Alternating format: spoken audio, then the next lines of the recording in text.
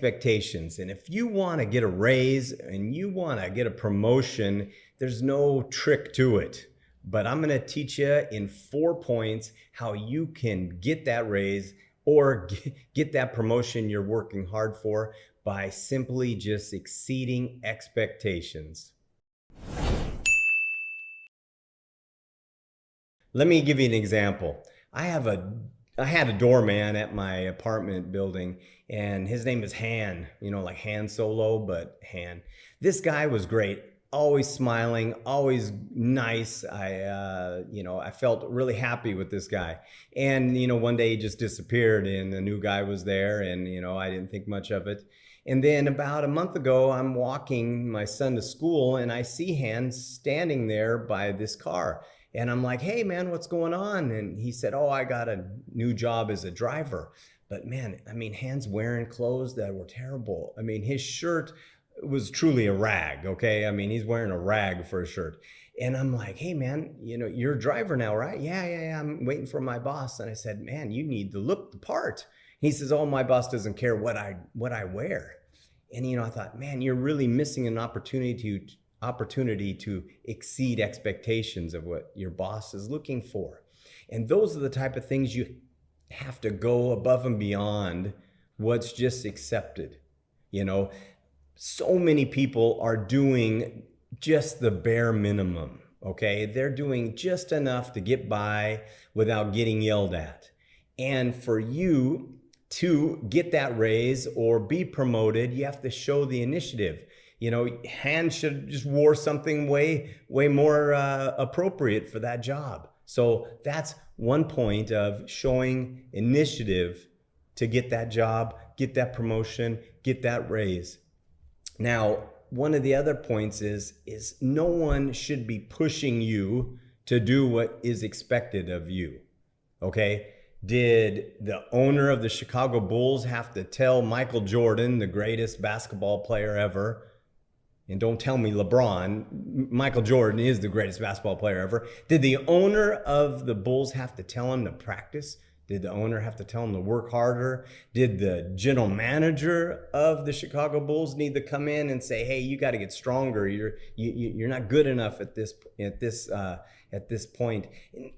Nobody had to tell him. His coach didn't even have to tell him, okay? So that's the level you need to be thinking of when you are showing initiative to be better at what you're doing. Now, a couple of weeks ago, I had a video called the 1-3-1 rule. Now, showing initiative, you're for sure the people you're working with are not doing this, okay? So people have an issue, you have a problem, you take it to your boss, and you're like, hey boss, here's my problem, right?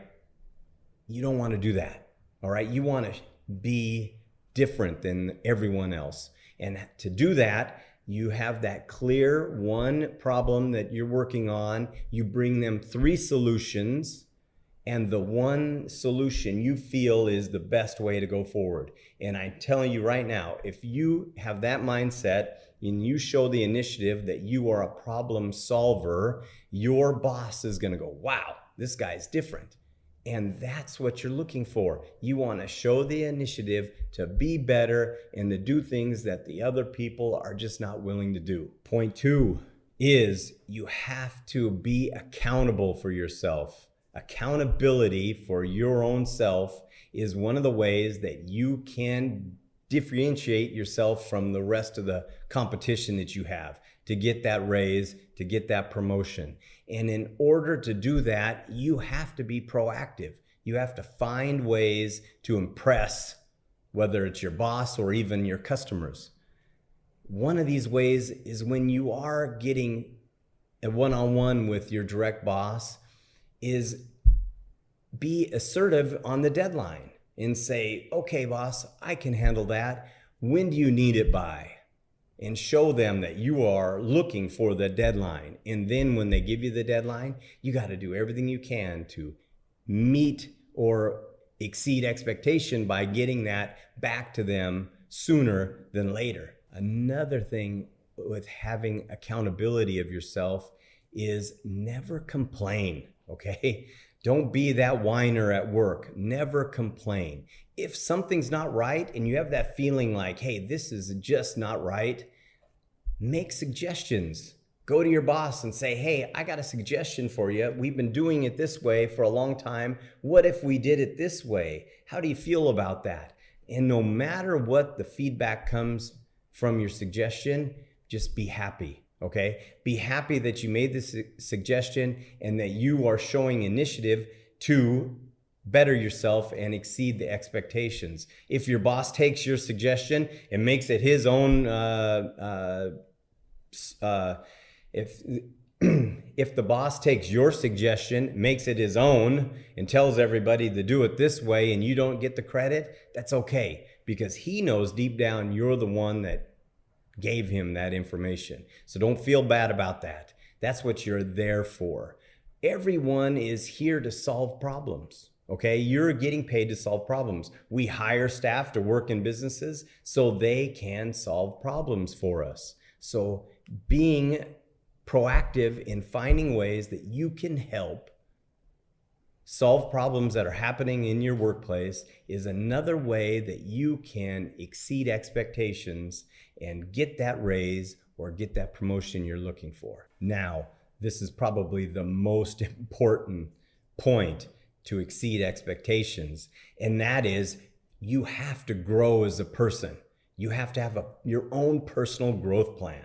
Now, you can't give what you don't have, okay? So there is this self-development that has to happen for you to help exceed expectations in life in general. So one of the main things that you must do is you must find ways for you to learn all the time. You know, for myself, every time I'm exercising, I'm listening to some type of podcast or something that I want to learn about. And that helps me so much, and it doesn't take any more time. I'm doing my workout and I'm learning at the same time. So my question to you is what's your personal growth plan? What are you working on right now to help you exceed the expectations of others that can get you that promotion or that raise you're looking for? There's no hack to it.